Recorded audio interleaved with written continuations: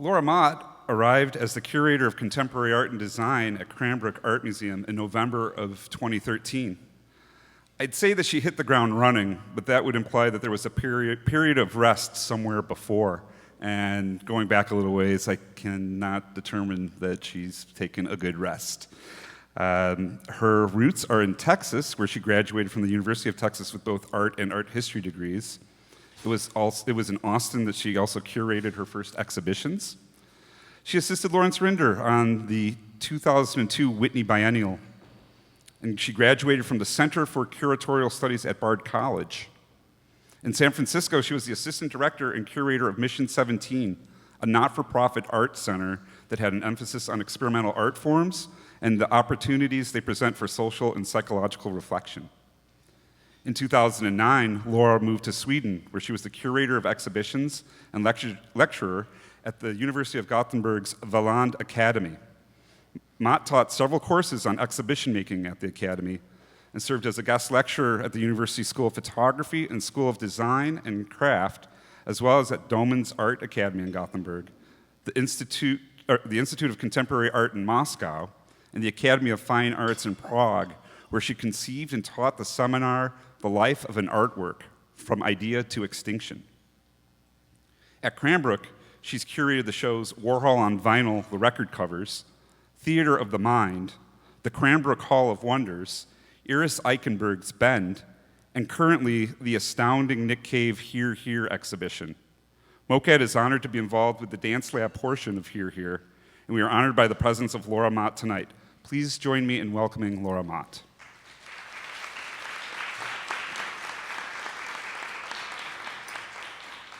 Thank you, Greg.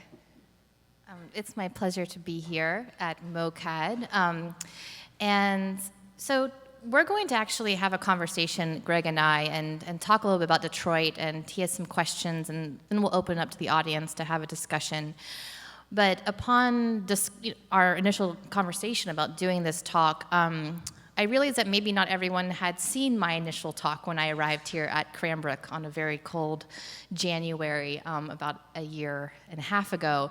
So I thought we would start with giving a little bit of an overview of, just an abridged version of the lecture I give about my practice as a curator, to give a little bit of context to some of the things I might say about what it means to be a curator here in Detroit, but also the kind of exhibitions that I've been working on, how I contextualize them, and specifically about Nick Cave. So, as Greg said, I kind of started my career as a curator while in undergrad, but up until that point, I had always self-identified as an artist. So I was an artist throughout my entire childhood. I went to a performing and visual arts high school. We spent half our day doing visual art. And in undergraduate, I was really focusing on my sculpture practice. And I kind of came to curating through that kind of arc, of taking from making to learning about conceptual art and learning about sort of more discursive forms. And I loved talking about art. I loved the conversation. I loved thinking about spatial relationships between ideas. And so what sort of, a sculpture practice then kind of led to a curatorial practice. And then when I applied to be an intern at the Whitney Museum, I was very lucky that Larry Rinder, they liked the fact that I was an artist thinking about exhibition making as sort of an art form in of itself, and that led to him kind of being my mentor. And then when I graduated, I came back to the Whitney to work with him. And after that kind of brief period of time, I actually worked at a commercial gallery for 3 years. And it was called Peter Freeman. It had an incredible program of artists, primarily well-known artists from the 60s and 70s, lots of secondary market. But then I kind of realized at some point that I was essentially repeating other people's ideas. These were all artists that had really, been heavily confirmed in the art historical canon. And at some point I had sort of a crisis of faith with art. I just wasn't contributing in a way that I thought was really interesting. And so I decided to leave that lucrative profession and go back to graduate school to become a curator at nonprofits. But it was really important for me because it kind of gave me a little bit of a dictum and a motto moving forward, which is, always finding a way to have the conversations I want to have. It's what kind of led me away from that path and put me on the path I am now. So I'm going to start with talking about some of my past exhibitions and give you a little background on me. So when I went to graduate school, I was particularly interested in thinking about artistic process, and because I sort of come from this lineage of thinking through space very much three-dimensionally in my mind, architecturally, but also linking that to concept, I was very interested in this idea of how a curatorial practice could then complement an artistic practice. And particularly, one of the things I was very interested in was the sort of notion of journeys and pilgrimages as an artistic methodology of creating art. I was interested in this idea that perhaps an exhibition could have an experiential spine instead of a theoretical one. So for my thesis exhibition, Come On Pilgrim, a 110-mile exhibition, I commissioned 5 journeys to happen in the upstate region of New York, between the city and Bard College, which was in Annandale and Hudson, which is about like 110 miles as the crow flies. And this was a really interesting way to be working, to try to do something off-site and not use the museum that was there, but rather try to create a structure in which the exhibition format complemented the journey. So every viewer would also have to kind of go on a journey to kind of discover the work. And then I wanted to apply this then to the curatorial structure as well. So myself and the Swedish artist Carl Larsson, we walked from Bard to New York City over 9 days. And I spent a lot of time doing research about walking meditation and looking at artistic practice, also artists like Richard Long or Marina Abramovic who had done these long journeys. And it was really fascinating because, even this is a picture of Carl on top of Mount Beacon. To walk in America today is almost impossible. Every single thing is owned. So this was a very different approach. So I always use this image. It's quite funny because really a lot of the rest of our walk was us trespassing. And so what I kind of started off as this like idyllic walk through nature and maybe what happens to the kind of conversations as you're walking down country roads, which did happen. Most of the time we were jumping fences and trespassing and trying to find our way to kind of navigate towards the city of New York. And it was an incredible journey in and of itself, going from, countryside into the outskirts of cities, into the interior of cities, kind of always on the outskirts and going in places where no one had everything was owned, but things were not taken care of. So you're kind of walking under, bridges, and it was a really kind of interesting way to kind of break down what even the economy of America looks like close up. And Carl and I, we kind of decided we were in this, I don't know, like we were like escaped convicts or children on the lam in a storybook. And we kind of created Nemesis, and it was just a really insanely adrenaline-filled journey. And by the time we arrived in New York, we were kind of scuffed up, and we just felt like we owned the place. Nothing. We had no fear, and it was a pretty incredible experience. And kind of having that then as a place to create a sense of shared trust with all the other artists who are using journeys in their practice. It was a great way, I learned, as a place to begin in the creation of an exhibition, because we had all had sort of shared experience of what it was like to engage in a pilgrimage or a journey. And this is really important to me in terms of my idea of what it means to work with an artist and how trust is really an important thing to establish and how that can be done in terms of a method or a practice. So Carl Larsson is a poet and artist who has an incredible practice in Sweden as well. And this is just one more image. So, we had other artists who also engaged in this project, one of which was Lee Walton. He did a project called Experiential Fiction, in which he asked other artists and writers to write site-specific stories for locations that would then go be found. So this was written by Marceline Delbecq for an abandoned movie theater. This is one. Again, this is an abridged version, so I have to keep on going quickly. Afterwards, I moved to San Francisco and worked at Mission 17. I'm just talking about a couple of the projects that we did there.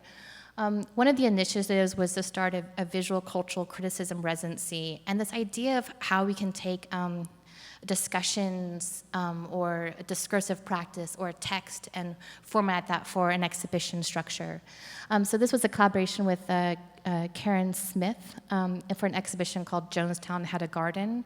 And she was really looking at how the media had portrayed the black body and everything that was surrounding the Jonestown massacre, which predominantly the people who died there were, I think like 80% of it were African American. And so this was her sort of research that she was thinking, and to kind of expand that into like a three-dimensional architectural space. So using her kind of research, and then also bringing a garden with native plants that would be something you'd find in Guana, and then having a series of discussions. John Waters came to the show and he loved it. Another exhibition that I did at Mission 17 was called The Man Behind the Curtain. And The Man Behind the Curtain is maybe a good one to kind of talk about in terms of another thing that's very important in my practice and my interests, which is mischief. I think like the idea of kind of, for instance, like creating a journey where you're doing a lot of trespassing, that's just kind of like the tip of the iceberg. The Man Behind the Curtain is an exhibition that was with 3 different artists or collectives that were looking at sort of real life artifice. So like offshore companies, internet scams, fake deaths, these kind of like real life deceits that are kind of surrounding us. And an example, for instance, is Golden Centipede. They're a Swedish-based collective, and they created a project called Headless, in which they investigated an offshore company in the Bahamas called Headless Limited. And what was very interesting about Golden Centipede is they kind of adapted the structure of an offshore company in the way they worked. So they themselves, they don't make public appearances as Golden Centipede, and they kind of work as a dubious corporate model, kind of outsourcing a lot of production. So, for instance, they had made contact with Headless Limited, which they loved the name Headless, this idea of the decapitation, and relating that to kind of contemporary economies. And the only person they ever interacted with was like a secretary named Catherine Dent. And so then they hired a fiction writer to essentially take on her name and her personality and write a fictional book. They also worked with documentary filmmakers who then came and kind of made projects about Headless. So they had all these like fiction elements that they were approaching this kind of real life offshore company, in some ways just parallel, like making a parallel between this fictitious, there's a total fictive world without walls that have really real life repercussions. And so this is, for instance, they worked with a designer, and so much of these ideas of these real life artifices is used in design. This idea of making something look legitimate. So that was also something that was really important for that show. So I moved to Sweden, as Greg said, and I worked at a university. I did so many great projects I'm very proud of and with wonderful artists, so I always feel a little bad when I'm just skimming it over. But this is an exhibition that I did called Stand Opposite of the Chorus. And just to kind of give an example of the kind of, curatorial interventions that I find interesting. This was an exhibition in which these are all artists who had taken existing protagonist, and then kind of usurp them and put them in a context of their own making. So people taking things from movies and literature, and then kind of creating their own stories with things people already know. So as a way for me to kind of complement that, is I went around the university and I took all the sculptural busts of famous dignitaries and took them off their platforms and then brought them into the exhibition and made different pedestals where they were anonymous, and they kind of became viewers. So this idea of kind of shifting protagonist and audience.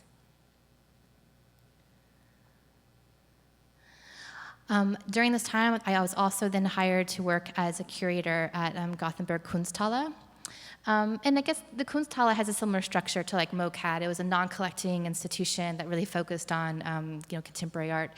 And this was the first time that I actually got to spend a significant amount of time with Nick Cave's work. This is an exhibition called Disidentification that was curated by a colleague of mine named Stina Edblom. And I'll go into this a little bit further when Greg and I talk about Nick's work, but I think it was important in terms of my interaction with Nick's work actually started with me talking with audience members for like about 4 months.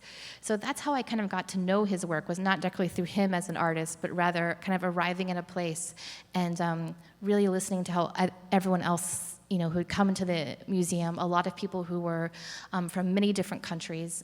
Gothenburg is a place where a lot of people who've been granted political asylum go to live. And this kind of way of thinking about issues of identity and craft, and it was a wonderful kind of introduction to Nick's work. Also, while I was at the Kunsthalle, I organized an exhibition with a collective called International Festival that was really spearheaded by a dancer, choreographer, and artist named Morten Spamberg. And when I talk about this exhibition, it's always like kind of like my rebellious child in a way when I kind of try to contextualize this exhibition. So I had inherited this exhibition when I came on, but nothing had sort of been done with it, just that we were going to do an exhibition with International Festival. And they were, really interested in, their practice was very social and thinking a lot about different ways in which accountability and distribution and ownership and how all those things sort of affect contemporary life. And Morten is also someone who deals a lot with philosophy. So when I approached him to kind of send me a preliminary proposal for a show, it was this extremely dense piece of text that was about the economical stronghold of capitalism on all aspects of contemporary life. It was so dense you could gnaw on it. And kind of knowing his background as a performer, I kind of sent this back to him and asked him to think about this more as a script.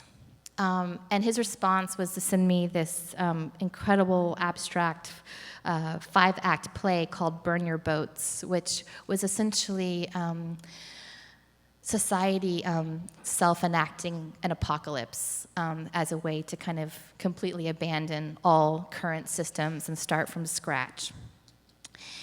So this was a kind of fascinating way to begin, and to think about how we could take this script and put it into the context of an exhibition.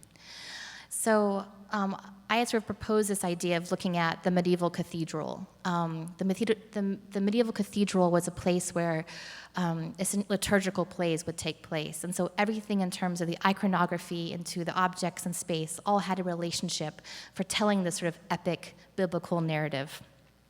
So we took that as our kind of jumping off point for this exhibition. So the exhibition in and of itself was, these walls were covered with hand-drawn, these beautiful, really tediously hand-drawn pictures of all different kinds of iconography, ranging from Freud's house in London to cargo cults from Malaysia, and the idea of the Greek god whose business it was to like undermine and corrupt, intersecting with Brian De Palma's 1980s film, The Body Double, which was a quest for identity. And so it was just this really kind of overwhelmingly rich in terms of iconography. And then on the floor was all this collection of everyday objects that were gathered and kind of put together in tight but not quite tight enough collections of things. So we had like 200 beach balls, 32 cowskin rugs.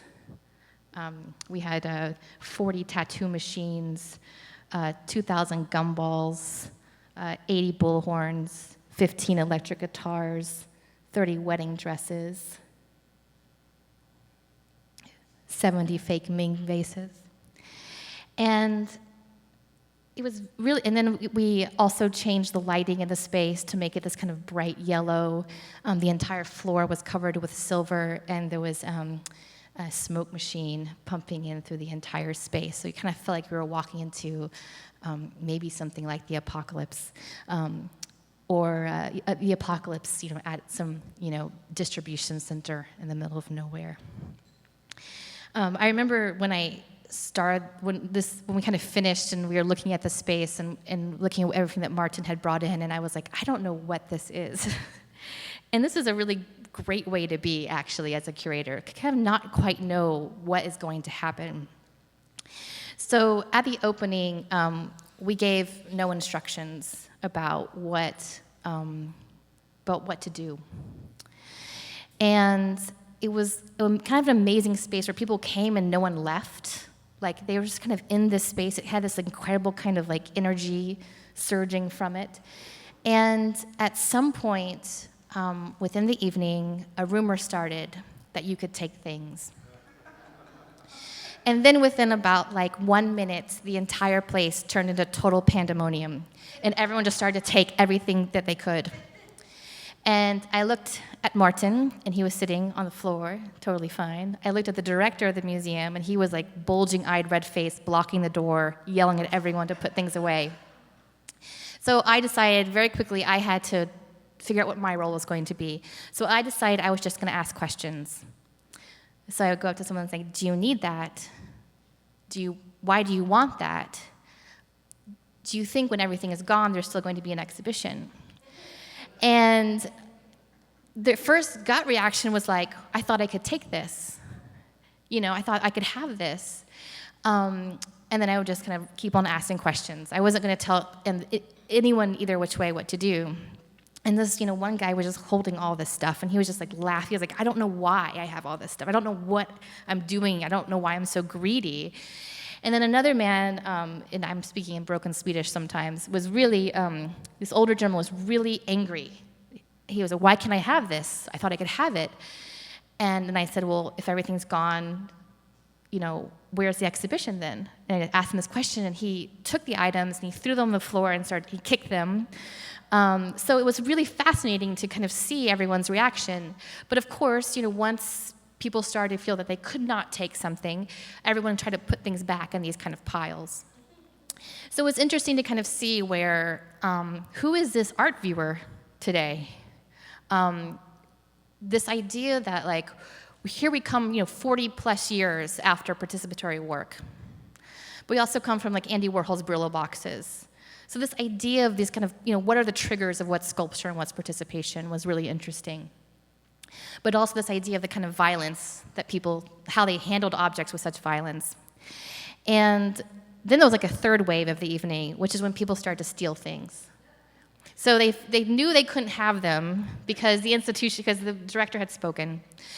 And so then everyone still just, once they had like that feeling of them and something, they wanted to have them. And they wanted to kind of, I don't know, there was really elaborate ways of people trying to sneak things under coats and, so it was this kind of wonderful like moment in time for me to kind of look at, and I'm still pretty introspective about it. Like, what does it mean to essentially be creating exhibitions in the 21st century? And if you're to kind of make a very broad overview, that if like the 19th century museum was focused on the nation, and the 20th century museum was really the byproduct of industrial society. Like, what is the society of the 21st century that our current museums are kind of dealing with? So many parts of the notion of what it means to participate today with objects, with economy. I mean, it used to be that, like, capitalism was like, or like industry was the process of like raw material being created into something else. But now, like almost everything we do is we're kind of like co-producers in. Think about going to IKEA. We kind of finish the labor. Think about how we spend our free time on social media. It's like every time we're on Facebook and we're saying what we're doing with our day, we're making money from Mark Zuckerberg. So this idea that there's this complicated pattern of co-producing an economy. So this was the exhibition I proposed when I was up for the Cranbrook job, which is not a mid-century modern show. So it was really fascinating that they were open to the kind of ideas that I was proposing for what an exhibition can be. And just briefly, because Greg did mention this, so in addition to curating, I was also a professor for 4 years. It's one of the things that I really, really love, actually, and I do quite miss. But I taught an experimental curating course, really thinking through what an exhibition can be in itself as a work of art, and also taught seminars, kind of thinking about the lives of artworks. From idea to extinction, and being really interested in. I was in graduate school and I got into an argument with Lynn Cook, who was the head of DIA, who was my teacher, about whether or not Richard Serra's Tilted Arc was a successful artwork, and she was really adamant that it wasn't. It was like a huge failure, and Richard Serra considered it a huge failure. But I was talking about how, well, this is how this artwork has lived on. We talk about this idea of what it means as a society to say what our taste is, and sort of through its absence, it's really kind of made its place in art history. And so, anyways, these are the kind of questions that I was really interested in, and it's still very important to my research. I'm just going to talk briefly about a few other exhibitions that I've organized here since my arrival at Cranbrook. So in addition to some that Greg mentioned, I created a show, my first kind of large group show, Theater of the Mind. And this was this idea of artworks that kind of set their scene in our imagination, that kind of trigger a kind of a play or something that was activities, things that are kind of played out in the mind. And this term theater of the mind is used to describe this strategy of self-hypnosis in which one kind of imagines themselves as like an actor on a screen in their mind, and they kind of see a play go through their mind, and this is used like in sports and business talk, and it's used for healing. So I was interested in this idea of artists and designers who kind of created artworks that were actualized in the viewer's imagination. One of which was a great example. It's Anthony McCall's line describing a cone. And this was, and again, more fog machine. I don't know what it is. I guess I just love it. But this was a work that I had seen maybe 15 years before exhibiting it here. And I think theater of the mind also ever since arriving at Cranbrook, I've also been really fascinating with object making, really falling in love with objects and kind of going back to, so much of my own past was working, with material. And so I was interested in this idea of kind of, object making and kind of with negative space, with things that were not tactile. So, line describing a cone essentially creates this cone made just with a projection of light and fog that you can enter into and you can slice, and is also very participatory. So really, the way Anthony McCall talks about it, it's kind of like a film in real time that happens as you're making it. And this is Bruce Naumann's Body Pressure, which is a set of instructions that kind of lead you to a meditation and asks you to press yourself against the wall of the museum and imagine meeting your body on the other side. I've always loved this work, and I love seeing a lot of people do this work in the exhibition. And for some reason, there was like a lot of people like over the age of 80 who just get really into this. I thought it was so great, just seeing people with their eyes closed and just really lost in their own head. This is a installation in the front by Dune and Robbie. So they're a design duo from Britain, and this is a staircase that's meant for people with anxiety and are afraid of alien abduction. And behind this piece is the work of Adam Lee Miller, who is a Detroit-based artist. And when I went to Adam's studio, I immediately kind of made a connection, and then he said it out loud of sort of Bruce Naumann's corridor pieces, and he was sort of making these, what I call architectural scripts that lead to nowhere and nothing. And so that was like a beautiful compliment to this show. And here's another viewpoint. And then another kind of challenge when I arrived was, dealing with the collection. It's one of the reasons why I really wanted to work in a museum is I wanted to work with the collection. And this sort of thinking about, as you can kind of see, there's like what kind of runs through a lot of these exhibitions is me thinking like, what's an exhibition that complements this idea? Like, let's not use the same strategy every single time. Like, what is something that can be a nice jumping off point? And one of the things that really struck me about Cranbrook that's unique is in our own collection of the museum is we have, of course, artworks, but also this incredible history of functional objects. And then we also have just about 100 yards away an Institute of Science that has everything from gyms to taxidermied animals to pieces of copper or these all sorts of things within their own kind of collection of gemology, zoology, and anthropology. So this idea of the cabinet of curiosities, the hall of wonders, and then kind of trying to think of how that can be rethought for today, and kind of rethinking, and even just structurally how it could be different. So I kind of proposed this idea to our exhibition designer, Mark Baker, who then created this amazing module structure and said, like, you have this many panels of wood and you have this many poles. So it was really like this. We made a model, and then I brought in like a little fake tiger for my daughter for like that ocelot. And it was just we kind of created this model of things from our collection, and then it kind of then came to life. So it was a way of layering, relationships between paintings like the Bridget Riley with the ocelot, both in terms of pattern making, and other kind of notions of what it even means to pair together things like this Egyptian sculpture, which is kind of barely standing with an Eames leg brace, with a Bertoia sound sculpture in the back.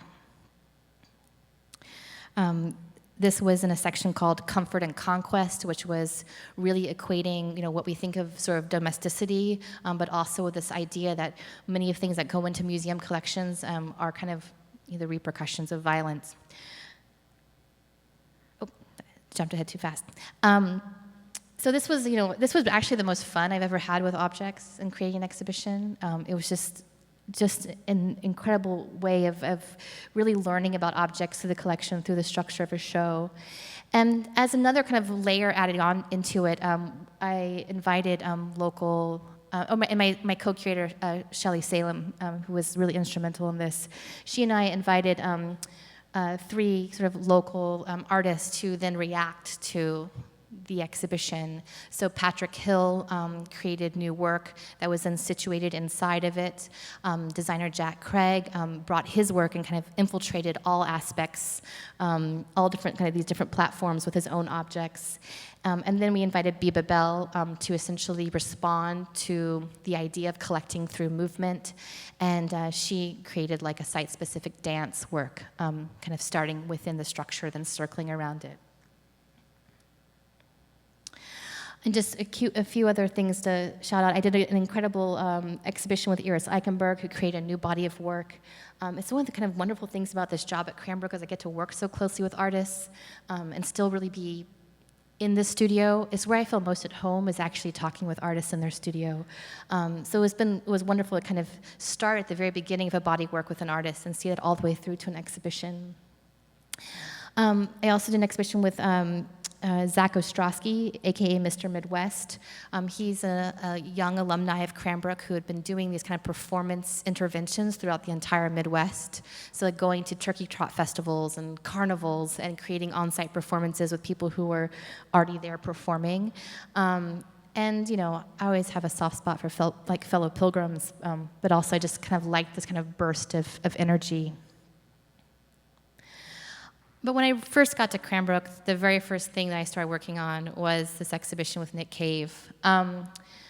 Going back to my experience working at the Kunsthalle in Gothenburg, having these amazing questions from audience members talking about issues of identity. And in Nick Cave's work there, in the European context, it wasn't necessarily a relationship that was only rooted in African American male.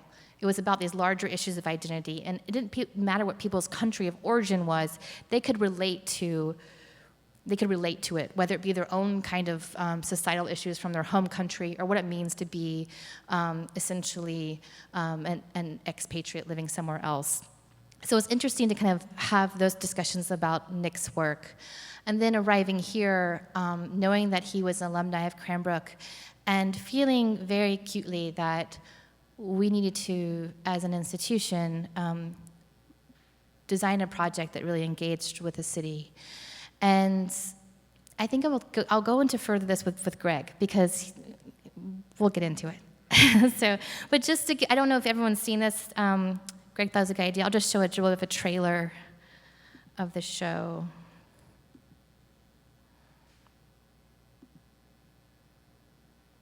This is by the Wright brothers, Detroit-based filmmakers.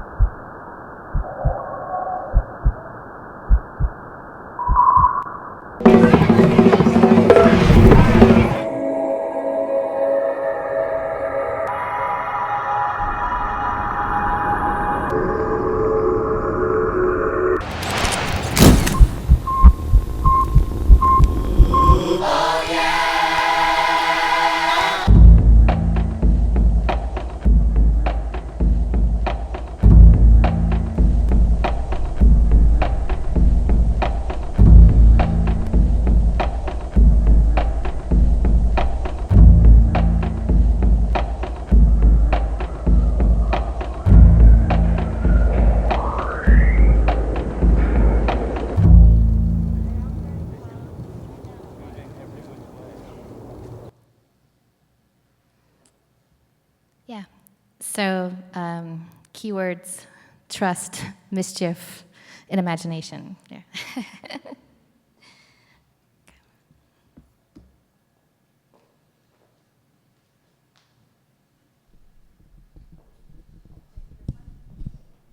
Oh, no, we'll just pass it back and forth.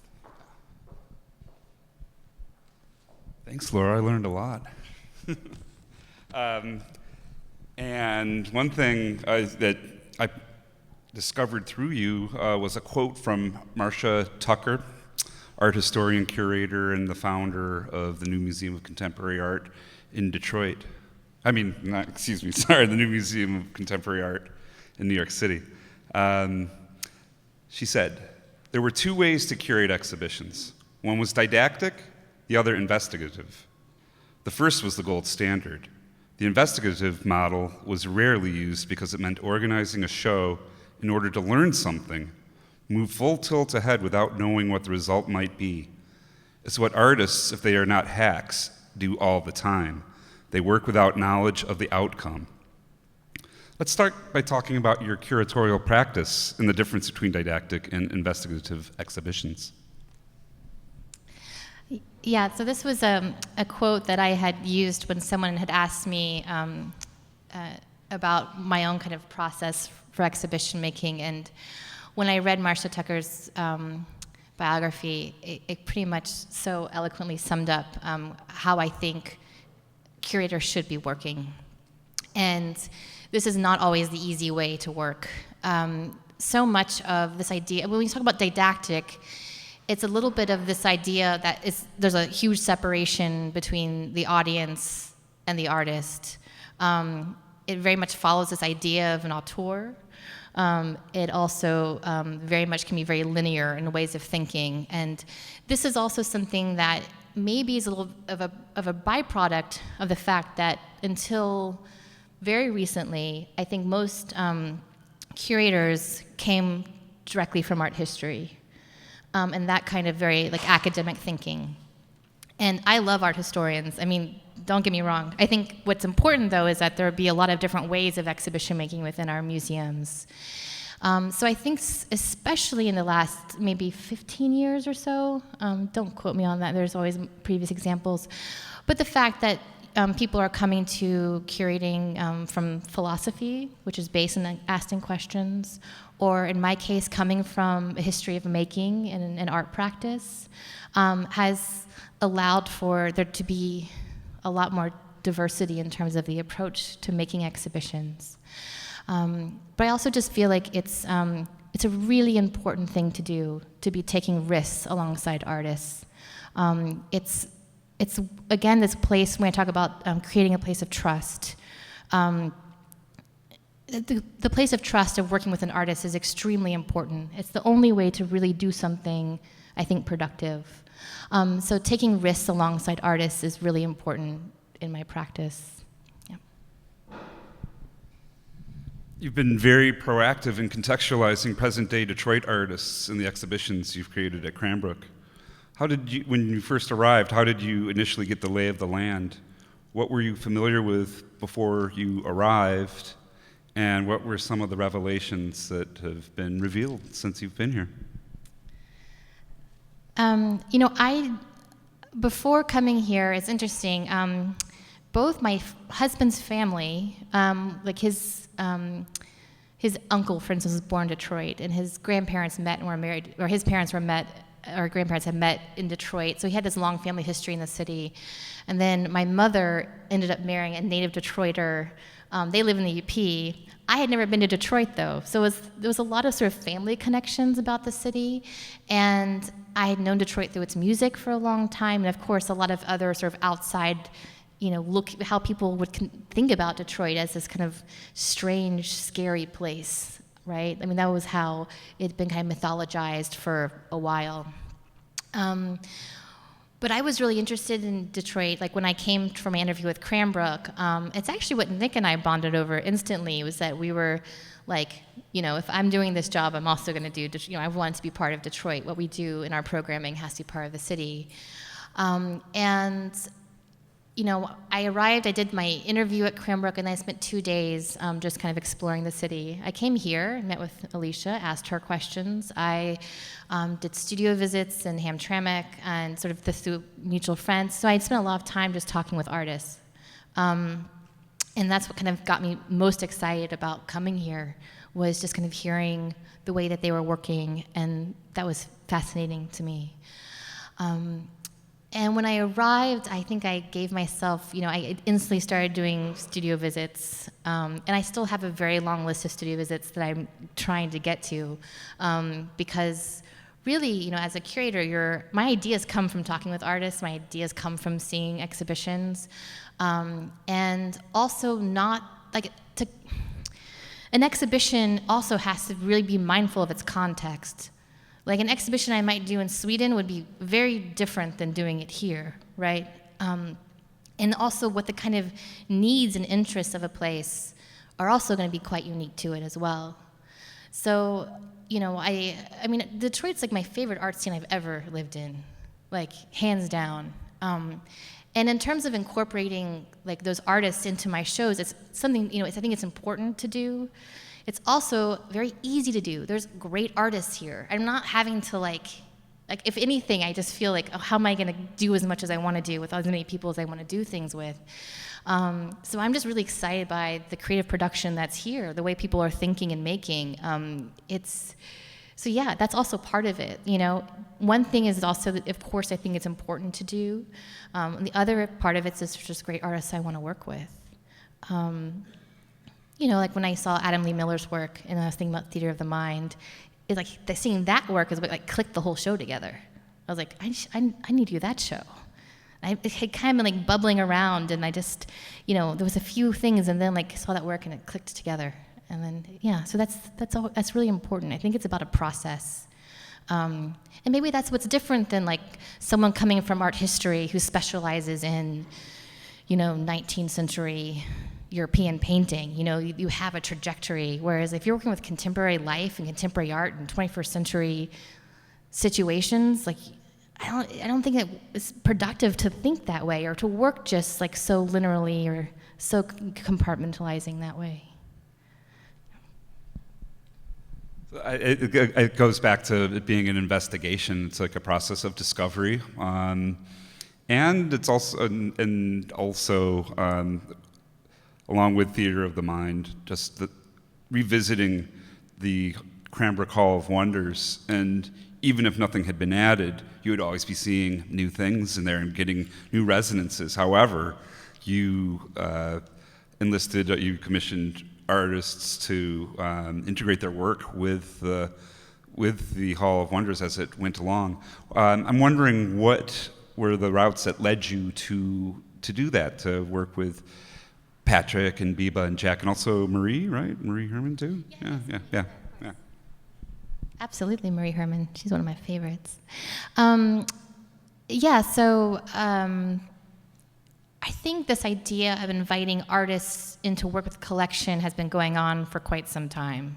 Like you immediately think of like Fred Wilson or these other kind of artists who have gone into collections. So I think in terms of, thinking how artists can spark our curiosity and interest in things in a way that we haven't seen before. Because the people who write, sometimes things feel so fixed, like that history can feel so fixed. Even our education with contemporary art can just feel like that canon, is so celebratory from those artists from the 60s and 70s and that conceptual art, and there's just a little bit of like let's make things like messier, more interesting. Let's, I kind of want to, sometimes I want to undo some of that, like what it means to erase that last page and kind of look at it with fresh eyes. And artists are great thinkers that way. I like this, I kind of left it up to them what they wanted to do, and Patrick decided to make something specifically. He was inspired by, this idea of creating a work, this very minimalist work that encapsulated the Bertoia sculpture. So this idea that it'd be a barrier for sound. It was just beautiful, it was poetic, and I think it kind of gives them a excitement to respond to other artworks in that way. They can become like co-conspirators or something.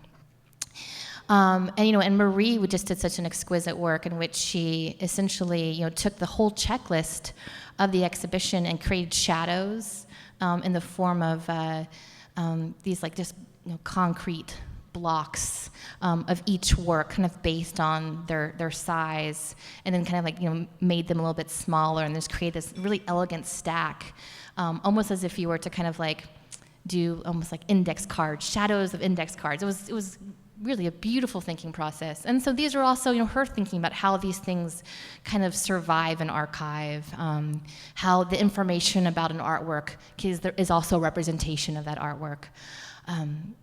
So many rich ideas. Yeah, that piece was kind of almost like an index, and it's with its own terminology of the piece of the whole exhibition.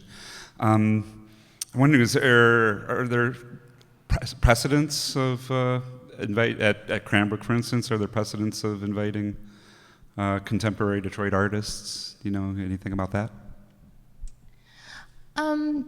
I know that they had done some exhibitions in the past where they had invited like writers to respond to artworks in a show. I think that there is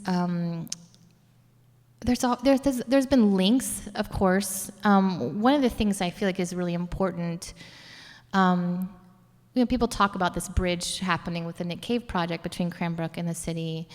I mean, there's a lot of great alumni who have moved here after Cranbrook and contribute to this art scene and are wonderful, and that's really a lot of the work they've done, And I feel like it's the same kind of thing where people are talking about this renaissance in Detroit right now, but that renaissance was only possible because of the decades of people who stuck by the city and did a lot of work, and you know what I mean? So I kind of feel the same way about, I think it's great, but I also feel like there was a lot of work done beforehand too. But not in terms of the programming, and in part because they hadn't had a curator for a long time. I was the first curator to be there for 5 years, and then they had sort of a rotation of curators before that, who were really doing, I think, really wonderful exhibitions, but not necessarily engaging specifically with Detroit. And that's just, I think, like I said, the exhibition that I applied to for Cranbrook was, my whole practice, but also they told me to focus on one exhibition for my interview, and I focused on Everything Under Heaven is Total Chaos. So for an institution which prides itself on the celebration of objects, to have me come and kind of talk about, here's a show where people pillage the exhibition, kind of shows that they took a pretty brave step, and they were interested in ways of really, I think they were interested in my interest in working very much with the city and the artists here. When you first got there and you were working on the Nick Cave project, was Nick in the interviews that have been published recently? He's talked about how insistent he was that if he was going to do something, it was essential to engage with different neighborhoods and institutions in Detroit. Was that happening from the get-go, and how did you help to facilitate that?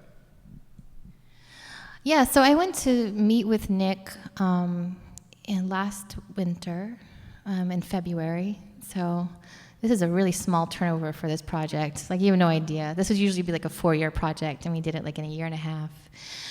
So I went and talked with Nick. I kind of, so I was in Chicago. I gave him this really passionate, almost like a preacher talking about hell and brimfire, about how you have to come to Detroit right now. This is the moment to do something here. And I think I was kind of fingers crossed he would do something on the scale of Heard in New York. And then he was no, honey, it's going to be epically big. It's going to be my biggest performance series I've ever done. And I was all right, let's do it. And, again, creating a place of shared interest and trust with an artist is essential. And I also just really think it was a way, I just was really fascinated by the city, and this has been the most incredible way to learn about a city.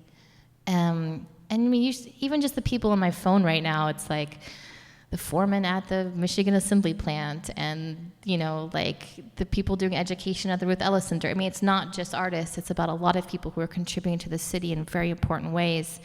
And so I think Nick, had, he arrived, so I was in Chicago, and he arrived here 5 days later, and we just hit the ground running in terms of just going to different places, through recommendations that, I had sort of collected, but, just kind of going through trust in the short period of time here, kind of trusted friends, where do we need to go? Who should we talk to?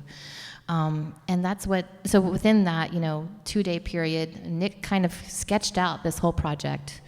And then came the idea of making partnerships. So, going to MOCAD, the Detroit Riverfront Conservancy, that kind of, then the Ruth Ellis Center came on, and then it just kind of kept on kind of growing. And the best thing about this project is everyone says yes. Everyone says yes to this project. Hell yes. Yeah. So that was also incredible to kind of be part of that momentum. And also a project that can respond so quickly. So it's not 4 years out, yes, and then I'll see you in 4 years. So I think the momentum of the project was really kind of almost dependent on the short time frame in which we were working.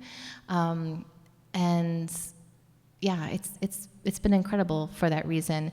But I think, there's a lot, because of sort of this, for instance, doing a walk in upstate New York. there's a lot of research that goes into that. We had to walk to shelter each day. I had to go and kind of talk to certain people. If I couldn't figure out a route, we'd have to kind of go into a local business and kind of explain what we're doing and why we're doing it. And then so it was a lot of just community. It's a lot of just showing up and asking questions and getting people behind your idea. And I think that also is kind of like that also kind of keeps happening with some of these projects. And Nick, this I talk about this Nick Cave project. I mean, it happens like on front porches and coffee shops and boardrooms and just on every different kind of level it had to kind of happen on, because Cranbrook Art Museum can't send out an email blast and get people from Brightmoor to a performance. You know what I mean? Like, there was a ton of like institutional trust that has to be built, but also just that's not the way everyone communicates necessarily. So it's about finding out like who's the community leader in this area, and have them, go and giving them a presentation, talking to them about the project, and then relying on their phone tree and relying on their kind of presentation. So it's also about just understanding how to kind of pull off this project and thinking about ways people communicate. I think that's also been really essential. And it's such an irresistible project. It seems kind of anomalous that everyone said yes, but it's also not that surprising. And it's just really inspiring, and I can't wait for the dance labs to start here in mere days. I would like to invite some questions from the audience. If anyone has a question, we can take advantage of this microphone. Anyone? All right. You said that everyone said hell yes to everything you're trying to do. What has been the biggest challenge about everything you've been doing with Nick Cave? God, the biggest challenge. To be honest, I can only think of an honest answer, is that we are a very small institution, and I just do a lot of it, myself. So I think that's it, a lot of it. We're just a really, but that's just kind of like, I don't know, I'm just kind of scrappy, like without, when I played basketball, that was my nickname, and like kind of like showing up and it's like, I'm gonna do this project, let's do this, like that's just, and like Detroit's great like that, because everyone here is like, yeah, every single person I meet here like has like a job in an art practice and is in a band and has like the renovation project, and they're also like, working, with Cheeto on a car, whatever it is. Like everyone's always just doing, that kind of production, I think.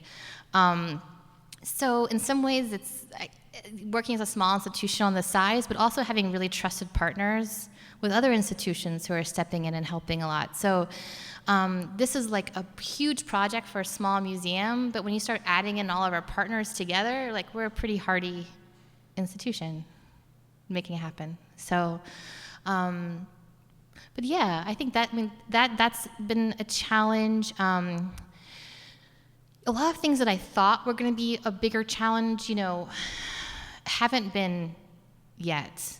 I think, being concerned about people coming to the museum from Detroit and getting people from around, in Bloomfield Hills area to come down to Detroit, I thought it would be harder, and it's not. Like, people are really interested in what's happening in the city right now. And it's been wonderful to have, a lot of people hadn't been to the Artist Village or the Redford Theater before, and people in the city and like in different suburbs. So I think from the very beginning, Nick and I talked about just kind of like, we kind of use this motion, this like idea of kind of like stirring the soup. Like, how can we get people to, this happens in every city. You have like a choreography of your life, the place where you live. You go to your friend's house, you go to these restaurants, you know what I mean? And so this idea of kind of like reintroducing the city to itself in different places was really important. And like Nick is a great like leader. Like people want to follow him. Like, where are you going? I want to go with you. So. Jeff, did you have a question? I'm just curious if you can just talk about the future at Cranbrook. I'm a relatively new person in this area, and Cranbrook seems to be a very state institution. Obviously, when they brought you in, were they looking for a new voice, a new way of looking at things? And is there a future? What do you see in the future of Cranbrook, or can you talk about that? Yeah, I mean, I have a lot of ideas.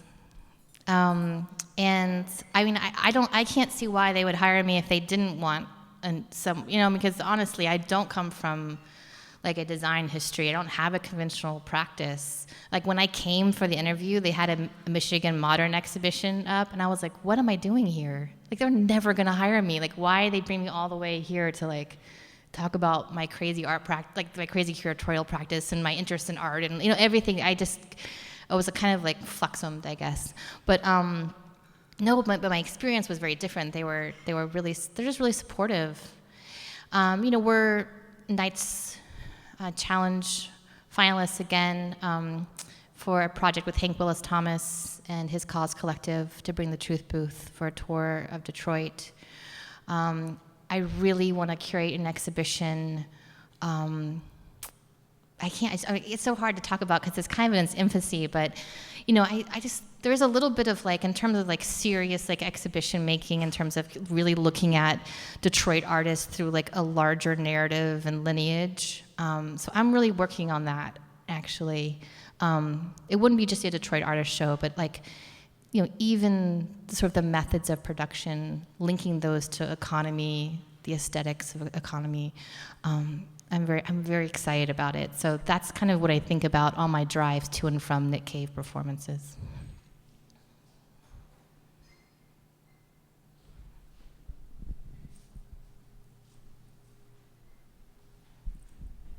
You might have to come a little closer. Well, you mentioned that before, I should say, Cranbrook students came here and went to school, and then they left.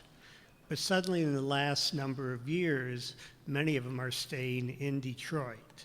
And I would like to see an examination of what they came with, what they were like then over this time, being independent from the school, but living in the city of Detroit, and how the city changed them in their work and thinking, and in return, a comparison to where they were when they were at school. And I think this would bring a nice picture of what's going on here and with the school and the artistry that they do and so on. So I appreciate you might think along those lines.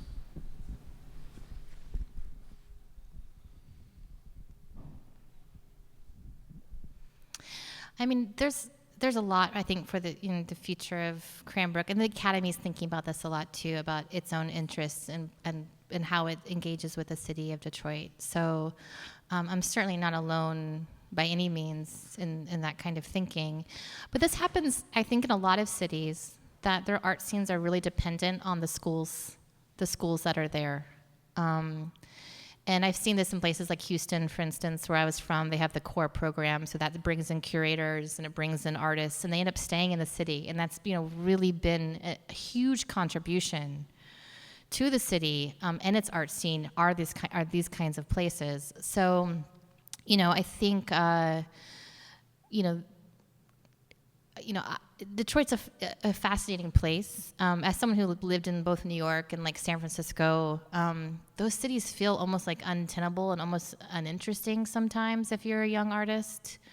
And when I came back from Sweden, I was going to meeting colleagues in different cities. I was kind of on a quest, like what was next. And a lot of people told me you should look at Detroit right now.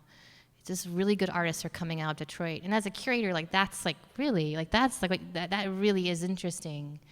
So, in some ways, like and it's different, when you're talking to artists who are coming out of graduate school, it's one of the biggest favors we can do to the Cranbrook alum is like, it's so wonderful to have this as a potential next step. Because that's not always the case after graduate school in a lot of places. I mean, and there's a lot of other people who are coming through Detroit and looking right now, and other curators. We need more curators here, actually. Someone needs to do that. But. We'll get one more question from Marcia.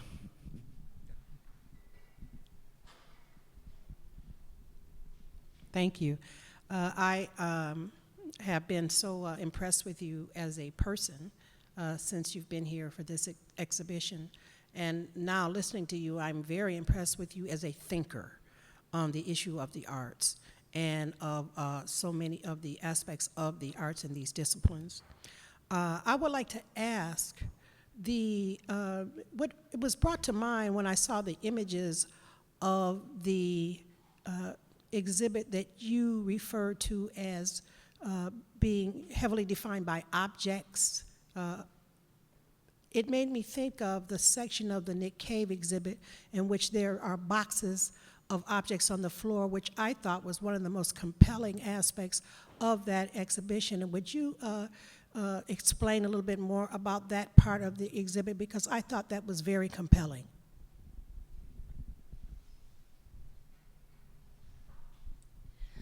Absolutely. So the work that you're referring to is called Property. And for those who haven't seen it yet, this is some of Nick Cave's new sculpture. They're not sound suits. So essentially,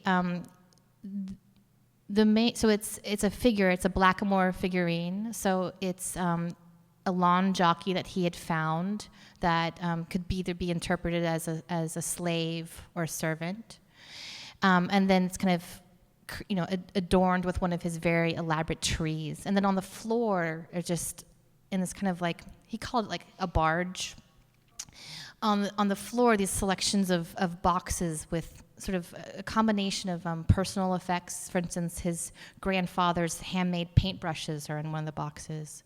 And then other kind of found objects that he's slightly altered. So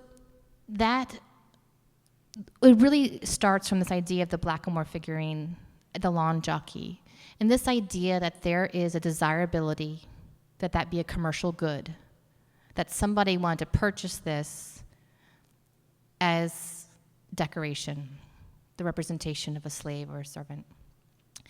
And so thinking about the link between this idea of ownership of that object and then, of course, the ownership of humans and the history of slavery. And this notion of property.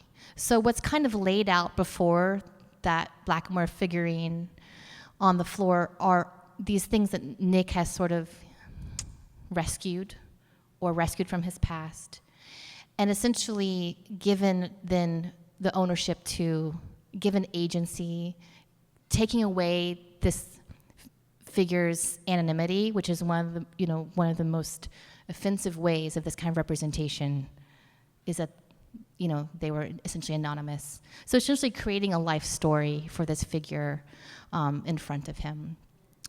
And it's an interesting way to think about collecting,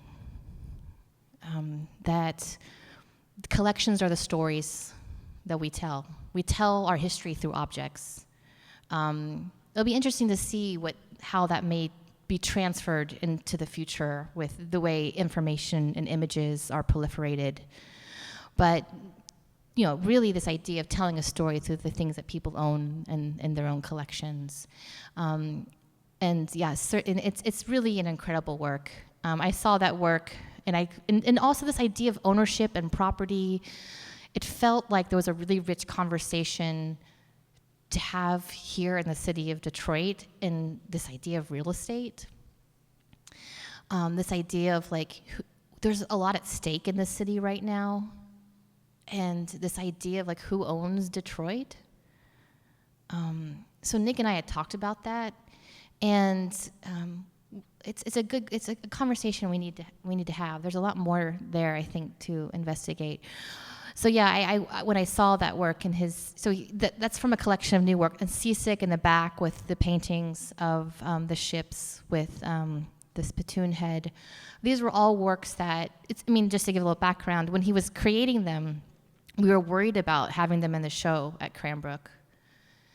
And we were wondering if it would conflict with this kind of mission to bring a lot of essentially positivity and optimism. But when I saw the work in person, because it opened at his gallery in New York last November, I was like, we absolutely have to absolutely have to bring this work. I mean, it just felt like this is a way we can have a conversation about race, and we need to find, like, again, I'm always interested in these shared spaces of interest, right? I mean, there's something about Nick, because even when he's kind of using these objects, he does it with so much compassion. So these things that would normally be so offensive, he has a way of kind of like still being invitational to the conversation.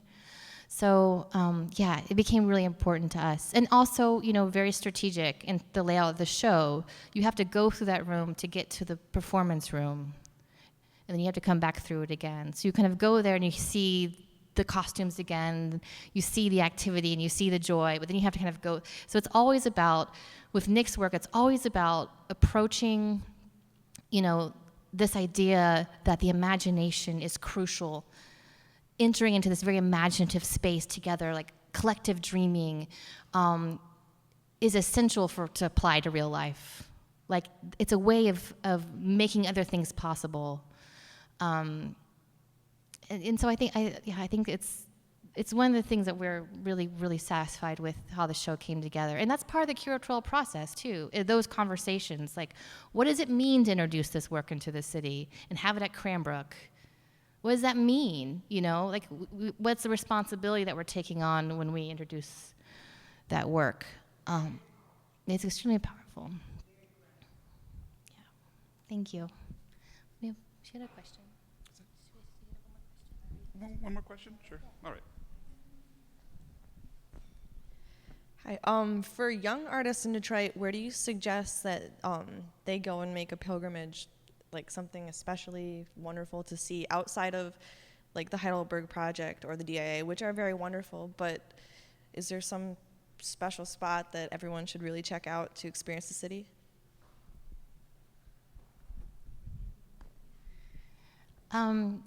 There's so many places to go in Detroit. I mean, there's places you should go, of course. Like, you have to go to the African Bee Museum. You should definitely go to Banglatown and see what's happening there and like the community gardens. But the best thing to do is make conversation and make friendships. Like, that's the best thing is going to happen over dinner tables and in artist studios. Like, that's the best way to like get it's not just about being a viewer, it's about being a participant, So I think that's what I would say. It's like, it's not really like a destination, it's almost like an attitude, like, and just going out and just being like super like generous and open and asking questions. Like curiosity gets you like everywhere. That's like, I'm just convinced now. That's what I tell all of my students is like, find ways to be curious.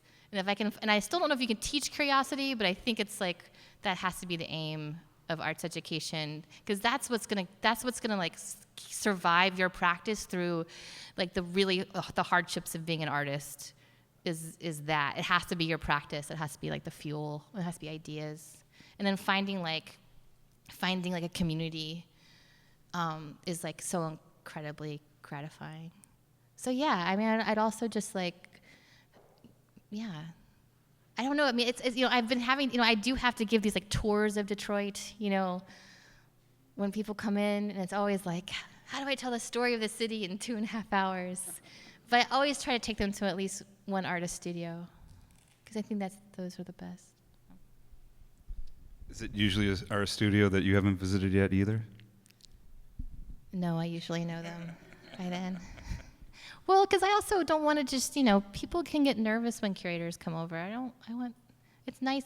Typically, if I'm doing it right, if I, how I used to do artists, now I'm so busy, I don't have as much time.